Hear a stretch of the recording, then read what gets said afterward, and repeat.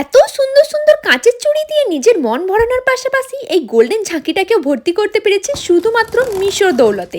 তাই চলো আজকের রং বেরঙের ডিজাইনস হিসেবে কি বেরোয় তাই দেখার উচ্ছ্বাসে আনবক্সিংয়ের জন্য ঝাঁপিয়ে পড়তেই প্রথমেই বেরোলো এক নয় দুই নয় চারটে ডিফারেন্ট কালারের 1 ডজন করে চুড়ির কম্বো প্যাক। এখানে এই রামধনুর মতো রঙিন আর ব্রাউন কালারটা তো ভীষণই ইউনিক লাগলেও রেড গ্রিনটা তো যে কোনো চুড়ির ক্ষেত্রে দেখতে আমরা পাই। চুড়িটার উপরের অংশে এরকম দানা দানা ভাব রয়েছে, সিম্পল যে প্লেন কাঁচের চুড়ি হয় ওরকম মোটেও নয়, অনেকটাই মোটা গোছের, খুবই শক্তপোক্ত হয়েছে। আর আমি সাইজ নিয়েছি 2.4, তো ঠিকঠাকভাবে এসে গেছে, যে কোনো কালারের আউটফিটের সাথে খুবই ভালোভাবে মানানসই হবে।